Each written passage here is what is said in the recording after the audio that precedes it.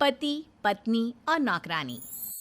शीतल और अभिमन्यु की शादी को 5 साल हो चुके थे, लेकिन अभी तक उनका कोई बच्चा नहीं हुआ था। शीतल और अभिमन्यु परेशान रहते थे, लेकिन उन दोनों से ज्यादा परेशान थी शीतल की सास, यानी अभिमन्यु की माँ जानकी देवी। जानकी कि जल्दी से जल्दी उनकी गोद में पोता या पोती आ जाए, और इसीलिए वो अपनी बहू शीतल को लेकर एक दिन हॉस्पिटल पहुंची। डॉक्टर मैडम, जरा बताइए ना, कई बड़े बड़े डॉक्टर को दिखाया है, लेकिन मेरी बहू माँ ही नहीं बन पाती। मैंने शीतल को बहुत अच्छे से चेकअप किया है। बात यह है कि शीतल के अंदर माँ बनने की कैपेसिटी नहीं है। ये आप क्या कह रही हैं डॉक्टर साहब? कोई तो इलाज होगा ना, कोई दवाई दे दीजिए। ये कुछ प्रॉब्लम ऐसी होती है जिनका कोई ट्रीटमेंट नहीं होता। आई एम सॉरी टू से, लेकिन शीतल कभी माँ नहीं बन सकती, क्योंकि उसके यूट्रस में अंदर से ही कुछ प्रॉब्लम है। घर आने के बाद क्या हुआ माँ? कहाँ लेकर गई थी आप शीतल को? अरे कहाँ लेकर जाती, डॉक्टर मैडम के पास ले गई थी, लेकिन माँ बन ही नहीं सकती। मम्मी जी, इसमें मेरी क्या गलती? अगर अंदर से कोई प्रॉब्लम है तो उसमें मैं भी कुछ नहीं कर सकती। जानती हूँ ये बात डॉक्टर, अब दोबारा मेरे सामने इस बात का गाना मत गा। अरे माँ, परेशान होने की जरूरत नहीं है, हम सोचते हैं ना कुछ। अरे क्या सोचेगा तू? जब डॉक्टर कह चुका है कि तेरी बीवी माँ नहीं बन सकती, तो बता क्या सोचेगा तू? कहाँ से लाएगा बच्चा? माँ, ये तो मैं भी नहीं जानता।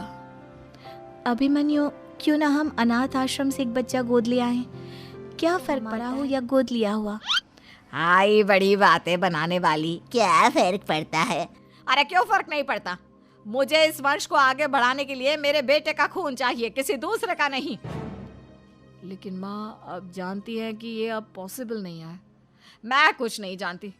मैं किसी पराये की औलाद को इस घर में अपना पोता या पोती बन के बढ़ता हुआ नहीं देख सकती।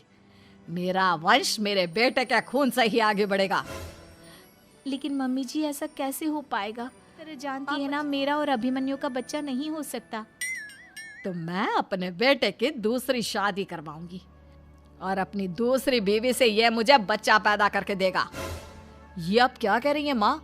मैं किसी और से शादी नहीं करने वाला। मेरे रहते हुए आप अभिमन्यु की शादी किसी और से करवाएंगी? आप ऐसा कैसे कर सकती हैं? तू बस देखती जा बहू, मैं ऐसा कैसे कर सकती हूँ। कुछ दिनों के बाद, अभिमन्यु, मैंने तेरे लिए लड़की ढूंढ ली है। माँ, मैं आपको कितनी बार समझाऊं, मुझे किसी से शादी नहीं करनी है। पहले मेरी बात सुन। ये जो चमेली है ना, हमारे घर है, वो तुझसे शादी करने के लिए तैयार है। मम्मी जी, आप अभिमन्यु की शादी एक नौकरानी के साथ करवाएंगी? वो इसलिए क्योंकि चमेली दिखने में बहुत खूबसूरत है, सुंदर ही होगा। मम्मी जी, लेकिन एक बच्चे के लिए अपने बेटे की शादी नौकरानी के साथ करवाना, क्या ये सही है? अगर अभिमन्यु ने शादी नहीं की ना, तो मैं अपनी जान दे दूंगी। अब देख लो, अगर तुम्हें अपनी माँ की जान प्यारी है तो तुम्हें इस नौकरानी के साथ शादी करनी ही होगी। इस तरह जानकी देवी अपने बेटे नौकरानी चमेली के साथ करवा देती है। कुछ दिनों के बाद, नौकरानी से मालकिन बन के तो मजा आ गया, अब तो मैं इस घर की मालकिन हूँ। देखो, अपने आप को ज्यादा मालकिन समझने की कोशिश मत करो। एक बार तुम्हारा और अभिमन्यु का बच्चा इस दुनिया में, उसके बाद तुम इस घर से हमेशा के लिए चली जाना। अरे जाओ जाओ, किसी और के आगे बातें बनाना। एक बच्चा तो पैदा नहीं कर सकी, बढ़िया आई। जाओ जाकर मेरे लिए कॉफी बना कर लाओ। नौकरानी मैं हूँ या तुम? मम्मी जी, देखिए ना शीतल मुझसे किस तरह से बात कर रही है। शीतल, तुम्हें पता है ना चमेली प्रेग्नेंट है, मेरे माँ बनने वाली है। वो जैसा कहती है वैसा करो। लेकिन मम्मी जी, वो मुझे नौकरों की तरह ट्रीट कर रही है। अरे तो करेगी ना, वैसे भी बहू तुम हो किस काम की? एक बच्चा तो पैदा नहीं कर सकती। जाओ अब घर के सारे काम करो और चमेली को आराम करने दो। थैंक यू मम्मी जी, भगवान आपका भला करे। आप नहीं होती तो मैं नौकरानी से महारानी कैसे बनती? देखो, तुम्हें जो चाहिए सब मिलेगा। खूब खाओ पियो, मजे की जिंदगी जियो, लेकिन बस मुझे एक बच्चा पैदा करके दे दो। कुछ दिनों के बाद, मम्मी, बच्चे के लिए आपने मेरी शादी चमेली के साथ करवा तो दी, लेकिन दिन और रात का चैन मिट गया है। सारा दिन शीतल और चमेली की बहस चलती रहती है। अब शीतल को इस घर में रखने से क्या, मैं तो कहती हूँ उसे घर से निकाल दो, है भी किस काम की। मैं ऐसा नहीं कर सकता माँ, वो मेरी पत्नी है, उससे बहुत प्यार करता हूँ मैं। तुम्हारी पत्नी चमेली है, चमेली, उससे प्यार करो। अरे तुम्हारे बच्चे को जन्म देने वाली है वो। अभिमन्यु, मैं खुद ही इस घर से चली जाती हूँ। वैसे भी अपने ही घर में नौकरों की तरह रहकर परेशान हो चुकी हूँ। घर की नौकरानी मेरे ऊपर हुक्म चलाती है, वो तुम्हारी पत्नी बन चुकी है। अब मेरा इस घर में क्या काम। अभिमन्यु के बार बार रोकने पर भी शीतल उस घर से चली जाती है। कुछ दिनों के बाद चमेली एक बच्चे को जन्म देती है। भगवान ने मेरी सुन ली, मेरे बेटे का घर भर गया, उसका अपना बच्चा इस दुनिया में आ गया। मम्मी जी, बच्चे को हाथ लगाने से पहले मेरी एक शर्त तो सुन लो। तुम कहना क्या चाहती हो चमेली? आपकी मम्मी को बहुत शौक था ना अपने पोते को खिलाने का। अब देखो, इस दुनिया में हर चीज की कोई ना कोई कीमत तो होती है। तुम अपनी आधी प्रॉपर्टी मेरे नाम कर दो, बच्चा तुम्हारे नाम। अरे लेकिन मैंने अपने बेटे से तुम्हारी शादी करवाई है, अब ये सौदेबाजी कहाँ से आ गई?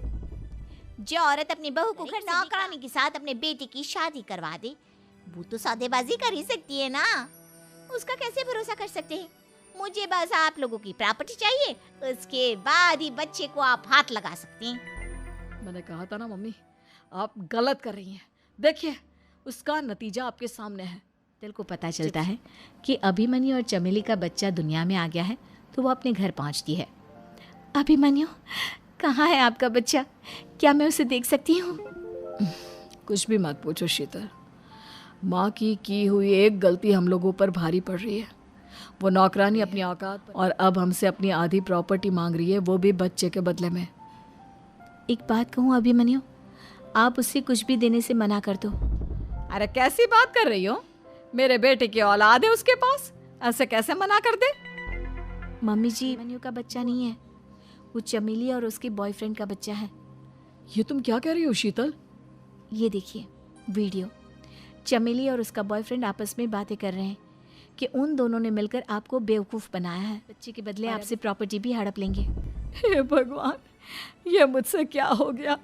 ना तो बच्चा मिला और अपने बेटे की नौकरानी के साथ शादी करवा दी सो अलग।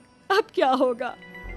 मुझे माफ कर दो शीतल, मेरी वजह से तुम्हें बहुत तकलीफ हुई है। मैंने कहा ना, अभी उस नौकरानी को उसके बच्चे सहित इस घर से बाहर निकाल दो। लगता है मेरे अभिमन्यु का बाप बनने का सपना अधूरा ही रह जाएगा।